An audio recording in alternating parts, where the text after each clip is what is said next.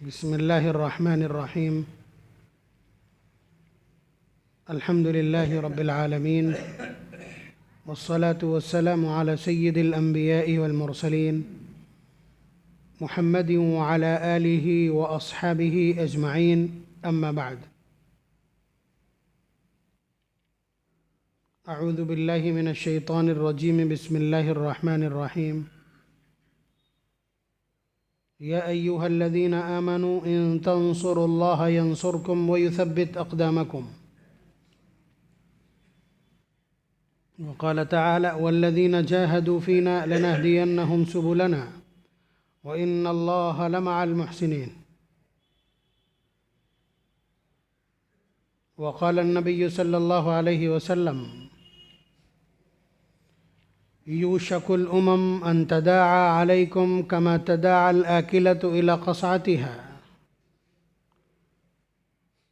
फ़क़ाल क़ाइलुन व नहनु यौमइज़िन क़लीलुन या रसूलल्लाह।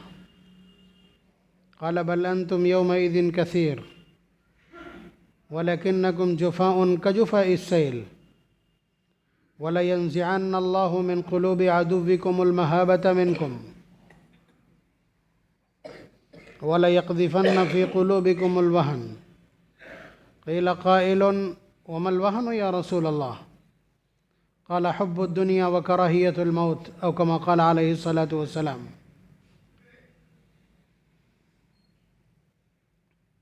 हालात, मुश्किलात, मसाइल, परेशानियाँ, बेचैनी, इज़्तिराब, जो कुछ भी है वो आपके सामने है।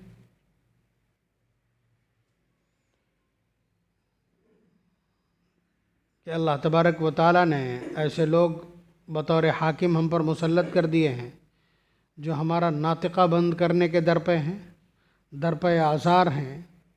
तकलीफ़ पहुंचा करके उनको लुत्फ़ महसूस होता है और परेशानी देख करके उन्हें राहत महसूस होती है। ठीक है, इससे पहले भी ऐसे दौर गुज़र चुके हैं, बल्कि इब्तिदाई दौर भी इसी तरह का था। हज़रत बिलाल रज़ी अल्लाह तआला अन्हु को मार मार करके हज़रत अम्मार और हज़रत यासिर को, हज़रत खब्बाब इब्न अल-अरत को, हज़रत सुमैया को अज़ियत दे करके जब लोगों को राहत महसूस हुआ करती थी। तो ये तमाम जो अहवाल हैं ये अल्लाह तबारक व तआला से मख्फ़ी नहीं हैं। बस ये जानना है कि उस वक्त जो परेशानियों का आगाज़ हुआ था वो किस वजह से ख़त्म हुआ था, वो कौन सा राज है कि उम्मत को और मिल्लत को मसाइल से छुटकारा मिला था। That's the question. ये है बड़ा सवाल, और इसके बाद का जो जवाब है वही हल है हर चीज़ का। अब उस पूरी सूरत हाल को देखकर अहादीस का पूरा ज़ख़ीरा देख करके हज़रत इमाम मालिक रहमतुल्लाह अलैह ने एक कौल इरशाद फरमाया है। उनका एनालिसिस है। सच ये है कि वो एक जुमला नहीं है, बल्कि वो तमाम मुश्किलात का हल है। उन्होंने फरमाया मा सलुहा आखिरु हाज़िहिल उम्मति इल्ला मा सलुहा बिही अव्वलुहा, कि इस उम्मत के आखिरी तबके में जो बिगाड़ो फसाद आएगा वो भी उसी फार्मूले से ठीक होगा जिससे पहला हिस्सा सलाहियतों का मालिक बना था। बात समझ रहे हैं? यानी जिन चीज़ों से वहाँ रिफॉर्मिंग हुई थी, जो उस वक्त रिफॉर्मिंग सिस्टम था, इस्लाह पैदा हुई थी, बिगाड़ ख़त्म हुआ था, वही आखिर में भी काम आएगा। आखिरी उम्मत के आखिरी धड़े को, आखिरी तबके को जो परेशानियाँ आएंगी, जो मुश्किलात आएंगी, वो भी उन्हीं वजहों से ख़त्म होंगी जिन वजहों से पहले लोगों की परेशानियाँ ख़त्म हुई थी। अब पहले लोगों की परेशानियाँ किस तरह ख़त्म हुई थी कि मुश्किलात कितनी ही हों, अल्लाह तबारक व तआला से गफलत नहीं बरती।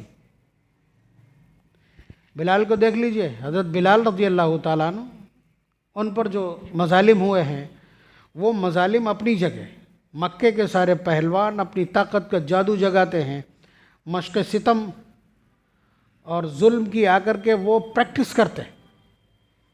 कोड़ों के ज़रिए से घसीट करके, चट्टानें सीने पर रख करके और तपते हुए सहरा में लिटा करके गर्मी से हर तरह से वो सजाएं देते हैं। लेकिन बिलाल का हाल ये है कि बिलाल कहते हैं अल्लाह अहद, मेरा रब एक ही है जो मेरे दिल में बस चुका।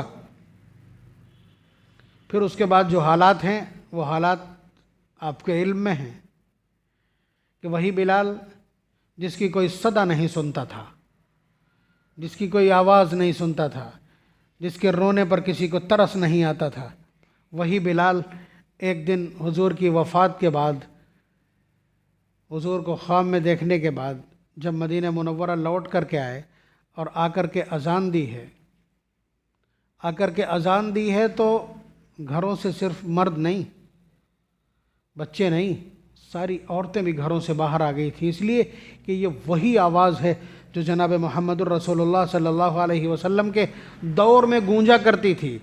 कहीं ज़माना पीछे को पलट तो नहीं गया, कहीं ज़माने में सब चीज़ें वापस तो नहीं आ गई, इस ख्याल से कि शायद वो अज़ान लौटी है तो हुजूर भी तशरीफ़ फरमा हो। पूरा मदीना आकर के मस्जिद नबवी के इर्द गिर्द जमा हो गया था। ये जादू है हज़रत बिलाल रज़ी अल्लाह तआला अन्हु की आवाज़ का। और वो कदम जिनकी कोई अहमियत नहीं थी, नबी अकरम सल्लल्लाहु अलैहि वसल्लम जब एक रात मेराज मनामी में, यानी ख्वाब में मेराज जो हुई हैं हुजूर को कई बार, उसमें जब जन्नत के अंदर दाखिल हुए तो हुजूर ने अपने आगे किसी के चलने से पैदा होने वाली पैरों की आहट को सुना। तो हुजूर ने फरमाया ये कौन है, आगे कौन है, किसकी आहट और पहचल है ये? तो जिब्रील ने बताया बिलाल है। ये एहसास दिलाना था कि जन्नत में और भी कोई मौजूद है। इमामुल अंबिया से पहले जन्नत में कोई दाखिल नहीं हो सकता, लेकिन अल्लाह तबारक व तआला को जब कोई मैसेज देना होता है तो इस तरह के इंकिशाफात होते हैं। हुजूर ने सुबह हज़रत बिलाल को बुला करके पूछा, बिलाल क्या ख़ास अमल है तुम्हारा? आज रात मेराज मनामी में मैंने ऐसा ऐसा देखा है। जिब्रील से पूछा तो तुम्हारे पहचल की आवाज़ थी, बिलाल को नहीं मालूम, क्या तुम ऐसा ख़ास करते हो, तुम ऐसा क्या ख़ास करते हो? तो हज़रत बिलाल रज़ी अल्लाह तआला अन्हु, एक मामूली सा अमल है हमारे कहने के मुताबिक, हालांकि हम करते नहीं हैं और न करने पे हमारी तबीयतें आमादा होती। वो फरमाते हैं कि अल्लाह के रसूल और कोई ख़ास अमल तो नहीं है, लेकिन जब भी मैं वज़ू करता हूँ तो मैं 2 रकात नमाज़ पढ़ लेता हूँ। ये नमाज क्या कहलाती है? तहियतुल वज़ू। यानी जब भी, इसलिए कि वज़ू ख़ुद अपने आप में कोई चीज़ नहीं है, वज़ू ख़ुद मुस्तकिल इबादत नहीं है, उससे पाकीज़गी हासिल की जाती है। काहे के लिए? तिलावत के लिए, नमाज के लिए। बात समझ रहे हैं? तो वो एक दरवाज़ा है, वो एक चाबी है कि जिसके ज़रिए से इबादत के मौक़े खुलते हैं और उसकी ऑथेंटिसिटी पैदा होती है। तो अब वज़ू को करामत बनाने के लिए, मसलन एक शख्स है जो 24 घंटे बावज़ू रहता है, अब ज़ोहर से असर के बीच में 2-2.5 घंटे हैं, लेकिन ज़ोहर के बाद उसे पेशाब की हाजत हुई, पेशाब किया उसने, फिर वज़ू कर लिया। अब बावज़ू रहने के लिए तो इतना ही काफ़ी था, लेकिन नहीं, इस वज़ू को फ़ौरन कैश कराने के लिए कि ये मेरा वज़ू किसी काम से लग जाए, 2 रकात नमाज़ पढ़ ली तो ये तय हो गया कि ये वज़ू जो मैंने किया था वो इस नमाज के लिए किया था। तो हज़रत बिलाल रज़ी अल्लाह तआला अन्हु इस अमल को अंजाम देते हैं, तहियतुल वज़ू का एहतमाम करते हैं। तो उनका मकाम ये है, ये सब कुछ नहीं है, ये सब अल्लाह तबारक व तआला हज़रत बिलाल के ऊपर बीते हुए जो हालात हैं उनके इनामात दिखलाना चाहते हैं। जो मेरे नाम पर सताया जाएगा, जो मेरे नाम पर परेशान किया जाएगा, जिसे मेरे नाम पर भट्टियों में डाला जाएगा, जिसे मेरे नाम पर अज़ियत दी जाएगी, उसका अंजाम यह है कि उसकी बुलंदियां संभाले नहीं चुकेंगी। बात समझ रहे हैं? तो इसलिए जितनी भी ये मशक्क़त है ये आपको भी अल्लाह के नाम पर दी जा रही है। आप अभी अल्लाह एक है ये वाला दावा छोड़ करके कह दो कि 33 करोड़ हैं, अभी देखिए आपके आगे पीछे मीडिया तक। तो बात समझ रहे हैं? लेकिन आप अपने दिल को बावर कराइए, अपने जहन को बावर कराइए कि हम एक अल्लाह की परस्तिश करने की वजह से मखमसे में हैं और ये हमारे लिए मज़े की बात है। इससे बड़ा कोई लुत्फ़ नहीं है, इससे बड़ा कोई लुत्फ़ नहीं है। और इस पर अगर जान भी जाती है तो उससे बड़ा कोई मज़ा नहीं है। तो बात समझ लीजिए कि हज़रत इमाम मालिक रहमतुल्लाह अलैह ने क्या फरमाया कि इस उम्मत को भी मुश्किलात से नजात उन्हीं आमाल से मिलेगी जिन आमाल से पहली उम्मत के पहली जमात को मिला। वो परेशान थे, लेकिन अल्लाह तबारक व तआला से मोहब्बत के दामन को उन्होंने नहीं छोड़ा, अल्लाह ताला से वाबस्तगी को नहीं छोड़ा। हमें तो यहाँ भी जोड़ना बाकी है, छोड़ना दूर की बात।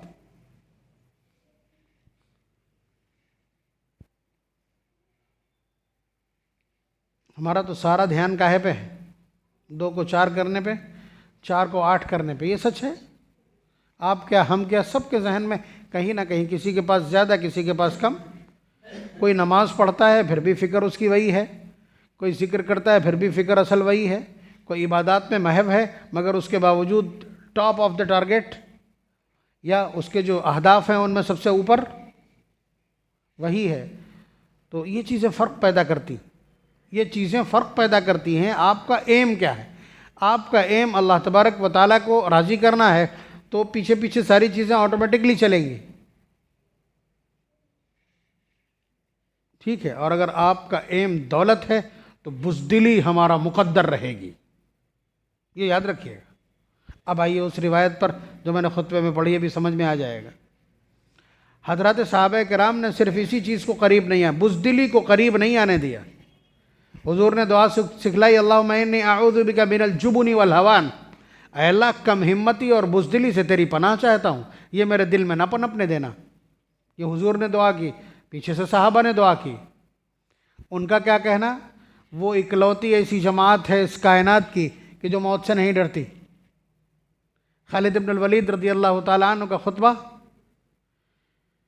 कि हम मौत को उतना ही पसंद करते हैं जितना तुम्हें ज़िंदगी अजीज़ है। ये खुतबे के अल्फाज हैं हज़रत खालिद इब्न वलीद के। बात समझ रहे? मैदान जंग का आदमी तो यही कहेगा ना कि हम शहादत की तलाश में हैं। शहादत नाम किस चीज़ का है? अल्लाह के राह में मर जाने का। तो जिन्हें मौत न डरा सके उन्हें इस कायनात की कौन सी चीज़ डराएगी वो बता दीजिए। खाली कोई चीज़ ऐसी बनी ही नहीं जो मौत से न डरने वालों के ऊपर खौफ और अंदेशे तारी कर दे। नहीं। और ये जो कुछ हो रहा है क्या हुजूर को मालूम था? ये जो कुछ हमारे साथ गुजर रहा है, हमारे साथ जो कुछ हो रहा है, या इस वक्त के जो हालात हैं, या कौमें हमारे ऊपर जिस तरह से यलगार किए हुए हैं, टूट पड़ी हैं, क्या हुजूर को इसका आभास और एहसास था? नहीं था। ये आपका एक सवाल, मुनासिब सवाल है। तो उस सिलसिले में वो रिवायत जवाब देगी जो मैंने खुतबे में पढ़ी। हुजूर ने फरमाया था, यूशकुल उमम अन तदाआ अलैकुम कमा तदाआ अल अकिलतु इला क़सअतिहा। अन करीब सारी कौमें मिल करके तुम पर ऐसे टूट पड़ेंगी जैसे भूखे प्यासे लोग दस्तरखान पर टूट पड़ते हैं। अल्फाज का तर्जुमा। यही सूरत हाल है कि नहीं? पूरी दुनिया में यही सूरत हाल है कि कौमें मिल करके तुम्हारे ऊपर ऐसे टूट पड़ेंगी जैसे तदाअल अकिलतु इला क़सअतिहा, जैसे भूखे लोग किसी प्याले पर टूट पड़ते हैं, दस्तरखान पर टूट पड़ते हैं। तो सहाबा जिनके ज़ोर से पैर रख देने थे जलजला थम जाया करता था, जिन्हें अपने पालनहार पर नाज इतना था कि वो हाथ उठाते थे, तपते हुए सहरा में बारिश होने लगती थी, वो हाथ उठाया करते थे तो संगलाख ज़मीनें अपना सीना चाक करके पानी उबलने दिया करती थी। उन्हें अपने परवरदिगार पर इतना नाज था कि हम एक पर्ची डाल देंगे और खुश्क दरिया बहने लगेगा, हम एक आवाज़ मार देंगे और पूरे दश्त खाली हो जाएंगे, बयाबान और जंगलात दरिंदों से खाली हो जाएंगे। जिन्हें इतना नाज था अपने पालनहार पर, वो अचानक चौंके। सिलसिला तेज़ी से बढ़ रहा था ईमान वालों का, ईमान के हल्के के वसी होने का सिलसिला जारी था। तो उसमें से बाद सहाबा ने पूछा, वनहनु यौमइज़िन कलील या रसूल अल्लाह, क्या अल्लाह के रसूल उस दिन हमारी तादाद बहुत थोड़ी रह जाएगी, यानी आज से भी कम हो जाएगी? भाई हुजूर के ज़माने तक सहाबा की तादाद लाख, आखिर दर्जे में लाख सवा लाख, और ये उससे पहले की गुफ्तगू है। हम उस दिन बहुत थोड़ी तादाद में होंगे। तो हुजूर ने फरमाया बल अंतुम यौमइज़िन कसीर, बल्कि उस दिन तुम्हारी तादाद बड़ी होगी, बहुत बड़ी तादाद में। खाली यूपी में 20% 22% हो गए। बल अंतुम यौमइज़िन कसीर, कि तुम्हारी तादाद तो बहुत होगी। वलकिन्नकुम जुफ़ाउन कजुफ़ाइस सैल, लेकिन तुम्हारी हैसियत ऐसी होगी जैसे सैलाब के ज़माने में झाग होता है। सैल सैलाब को कहते हैं, जुफ़ाउन उस झाग और फेने को कहते हैं। वलकिन्नकुम जुफ़ाउन कजुफ़ाइस सैल, लेकिन तुम्हारी हैसियत ये हो जाएगी, तुम्हारी बेवकाती और तुम्हारा बेवज़न होना इतना ऊपर चला जाएगा। वहीं पे खड़े हैं कि नहीं? ये बतला दीजिए, वहीं पे खड़े हैं कि नहीं? 20% होकर के और किसी जमहूरियत पे बेमाना है, 40 करोड़ हो करके और उसके बावजूद सिफर जैसा वज़न नहीं है। तो ये वही है, हुजूर के ज़ुबान मुबारक से सारे जुमले निकले हुए हैं कि ये हालात पैदा होंगे। और फरमाया ये बेवज़नी कैसे पैदा होगी कि वलयंज़िअन्नल्लाहु मिन सुदूरि अदुव्विकुमुल महाबत मिनकुम। आप ये महसूस कर रहे हैं, ये कह भी रहे हैं, बोल भी रहे हैं कि अब तो हमारा कोई वज़न नहीं, अब तो हमारी कोई हैसियत नहीं। पहले हुकूमतें दबाव मानती थी, ये सब कुछ आप कहते हैं ना, वही हुजूर फरमा रहे हैं कि वलयंज़िअन्नल्लाहु मिन क़ुलूबि अदुव्विकुमुल महाबत मिनकुम, कि तुम्हारा मुकाबिल, तुम्हारा मुखालिफ, तुम्हारा दुश्मन, उस दुश्मन के दिल से अल्लाह तबारक व तआला तुम्हारी हैबत और तुम्हारा जलाल, तुम्हारा खौफ निकाल देंगे। ये डाला था, ये अल्लाह तबारक व तआला ने डाला था। कुरान ने कहा था सनुल्क़ी फ़ी क़ुलूबिहिम रुअब, हम कि तुम्हारी तरफ से उनके दिल में रौब पैदा कर देंगे, खौफ और दहशत पैदा कर देंगे। और इन हालात में फरमा रहे हैं कि अल्लाह तबारक व तआला तुम्हारे दिलों से, उनके दिलों से तुम्हारी हैबत निकाल देंगे। ये अल्लाह तबारक व तआला ने इस उम्मत को इनायत किया, हुजूर को बतौर ख़ास इनायत किया और उनके वास्ते से इस उम्मत को इनायत किया। मैंने रबीउल अव्वल में एक रिवायत जिक्र की थी, उसमें क्या कहा था कि फ़ुद्दिलतु अलल अंबिया बिसित्तिन, कि अल्लाह ताला ने मुझे पिछले अंबिया के मुकाबले में 6 चीज़ें एक्स्ट्रा इनायत की हैं, जो एक्स्ट्रा ऑर्डिनरी हैं, स्पेशल हैं। यानी मुझे अल्लाह तबारक व तआला ने ये 6 औसाफ इनायत करके 1,24,000 अंबिया में आउट स्टैंड किया है। असल तर्जुमा ये है।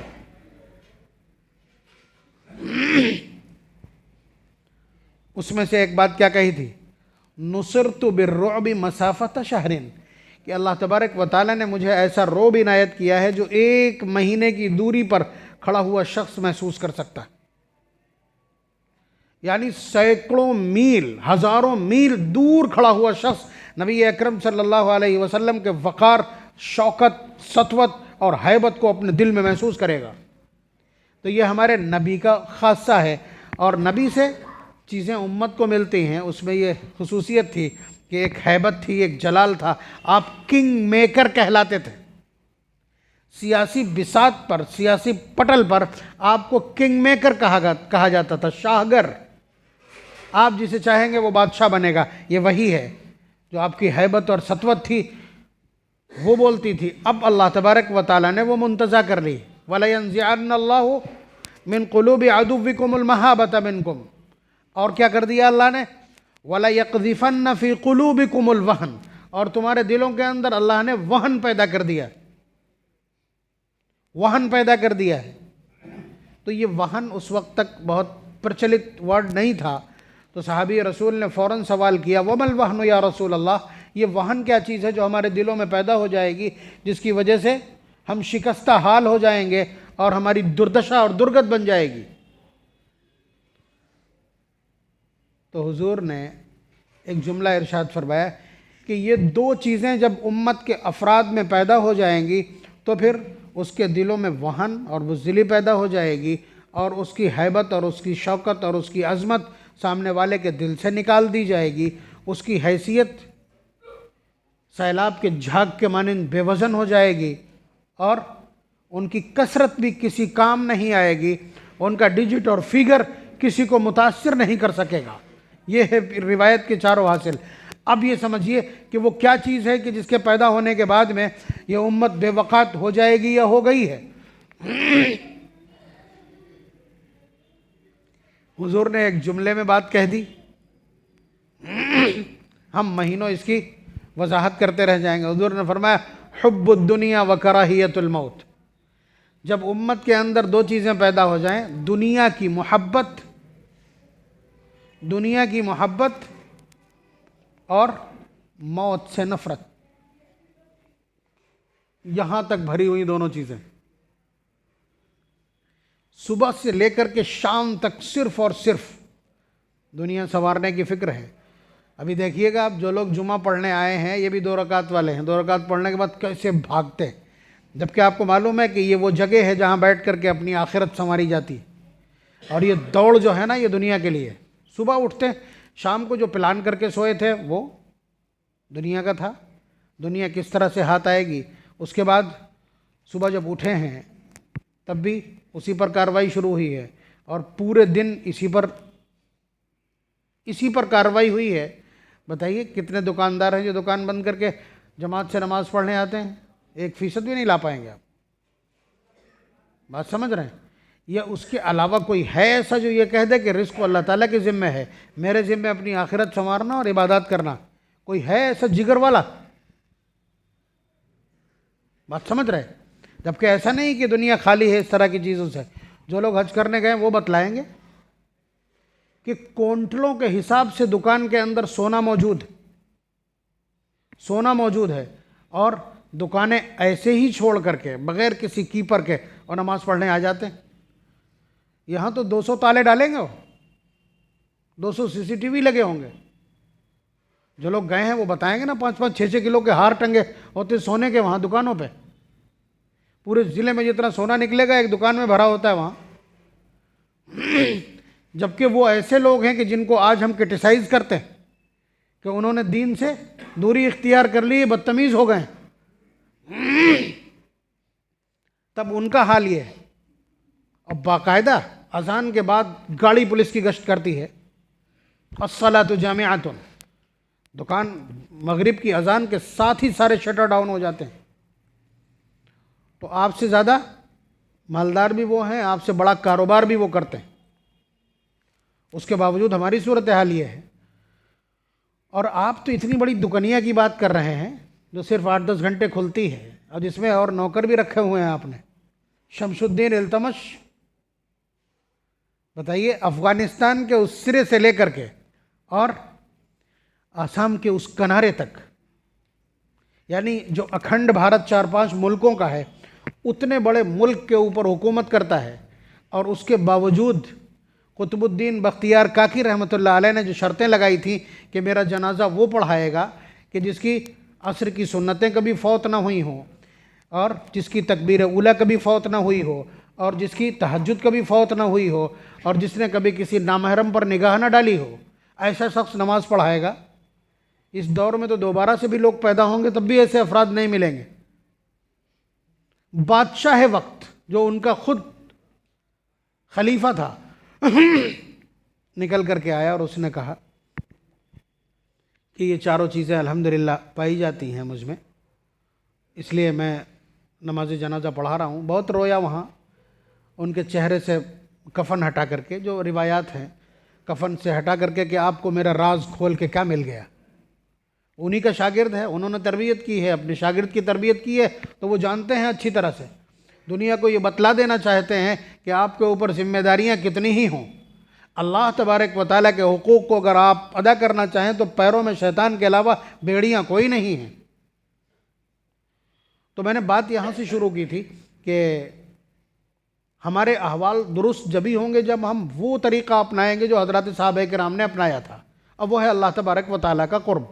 ये गारंटी दी है हज़रत इमाम मालिक रहमतुल्लाह अलैह ने। और उसके अलावा जो ये रेगुलेटर हमारे पास है, दुनिया की मोहब्बत कम होगी, बहादुरी पैदा हो जाएगी। बात समझ रहे हैं? दुनिया की मोहब्बत कम होगी, बुज़दिली अपने आप ख़त्म हो जाएगी। दुनिया की मोहब्बत कम होगी तो ये जो हमारा बेवज़न होना है ये भी कम हो जाएगा, वज़न बहाल हो जाएगा हमारा। तो ये सारी चीज़ें हैं कि जिन्हें जहन में रखने की ज़रूरत है। और इसके ज़रिए से मसाइल को हल करने की ज़रूरत है। बाकी सब कुछ आप आज़मा चुके हैं, अपना सियासी गठजोड़ आप आज़मा चुके हैं, सारी तिकड़में आप आज़मा चुके हैं किसी तिकड़म में कोई दम नहीं है। और ये तो हम कह ही नहीं सकते हैं कि अल्लाह तबारक व तआला की कुदरत और क़ुव्वत से कोई चीज़ बाहर है। वो कितने नमरूद दफन कर आए हैं, कितने अना रब्बुकुमुल आला का दावा करने वाले फ़िरौनों को खाक में मिला चुके हैं, कितने कारून उन्होंने इस ज़मीन में धंसा दिए हैं, और कितने बड़े बड़े ताकतवर जिनका आज कोई नाम लेने वाला नहीं है वो दफन कर चुके हैं। ये तो बेचारे फजलात का इस्तेमाल करने वाले बेअकल लोग हैं, ये तो एक आंधी भर को नहीं है। लेकिन बात यही है कि हम अल्लाह तबारक व तआला से दूर हैं। किस बुनियाद पर हमको ये इनाम मिलेगा, किस बुनियाद पर हमारी ये मदद और तायीद की जाएगी। मदद और तायीद के शराइत कुरान ने बयान किए, भला इन तस्बिरु व तत्तकू, सब्र और तकवा, दो चीज़ें, और दोनों में से एक भी मौजूद नहीं। अल्लाह तबारक व तआला हम सबको क़ुव्वत और हिम्मत इनायत फरमाए, अपना क़ुर्ब नसीब फरमाए, और हमारा खोया हुआ वक़ार बहाल करने के के लिए जिन आमाल की ज़रूरत है उन आमाल को अपनाने और करने वाला बनाए। और आखिरी बात फिर हम वो दोहरा रहे हैं